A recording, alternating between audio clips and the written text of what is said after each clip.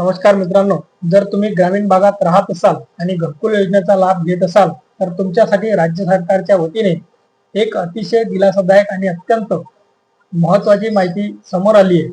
राज्यातील घरकुल लाभार्थ्यांना दिले जाणारे जे 50,000 रुपयाचे वाढीव अनुदान आहे, त्या अनुदानाच्या वितरणाबाबत महाराष्ट्र शासनाच्या ग्राम विकास विभागाने एक अत्यंत महत्वाचा शासन निर्णय म्हणजे जी.आर.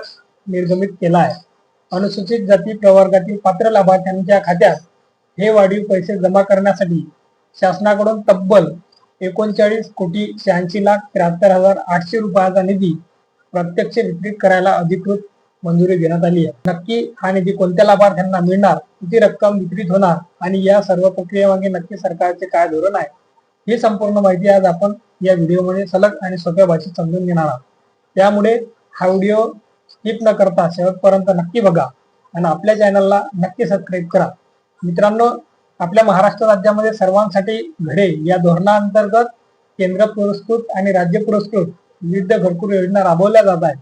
यामध्ये केंद्र सरकारची प्रधानमंत्री आवास योजना ग्रामीण असो की आपल्या राज्य सरकारच्या इतर वेगवेगळ्या ग्रामीण घरकुल योजना असो, या सर्व योजनांची अंमलबजावणी ग्राम विकास विभागाच्या राज्य व्यवस्थापन कक्ष ग्रामीण गृहनिर्माण या कार्यालयामार्फत केली जाते।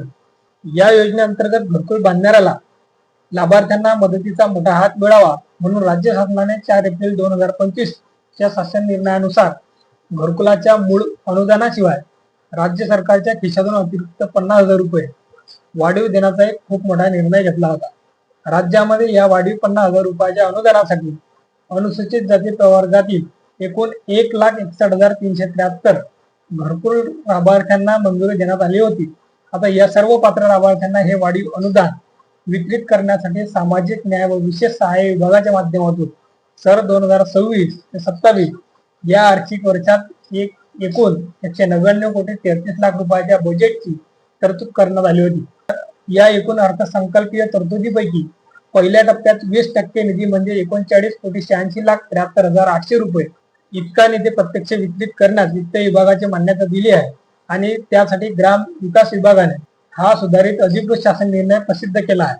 हा शासन निर्णय निर्गमित झाल्यामुळे आता सर्व निधी बीडीएस प्रणालीद्वारे थेट सिंगल नोडल एजन्सीज म्हणजे SNS खात्यामध्ये वर्ग केला जाणार आहे आणि ठाणे तसेच बेलापूर कार्यालयामार्फत या निधीचे प्रत्यक्ष कामकाज पाहिले जाईल। आता सर्वात महत्वाचा मुद्दा म्हणजे हे पैसे लाभार्थ्यांच्या खात्यात नक्की कसे जमा होणार आहेत। तर मित्रांनो, ज्या लाभार्थ्यांनी आपल्या घरकुलाची कामे पूर्ण केलेली आहेत किंवा जे या 50,000 रुपयाच्या वाढीव अनुदानासाठी पात्र ठरलेले आहेत, अशा अनुसूचित जाती प्रवर्गातील लाभार्थ्यांच्या बँक खात्यावर हा अतिरिक्त निधी टप्प्याटप्प्याने जमा केला जाणार आहे।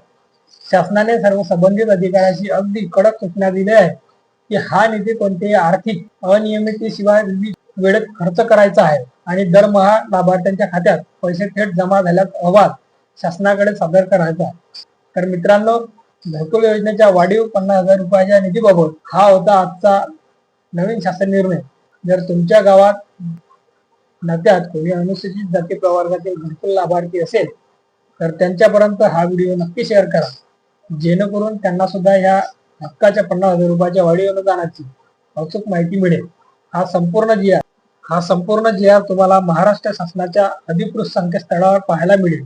माहिती आवडली असल्यास व्हिडिओला लाईक करा। तुमचे काही प्रश्न असतील तर कमेंटमध्ये नक्की सांगा आणि अशाच नवनवीन शासकीय योजना चॅनलला नक्की सबस्क्राईब करा। धन्यवाद। जय हिंद, जय महाराष्ट्र।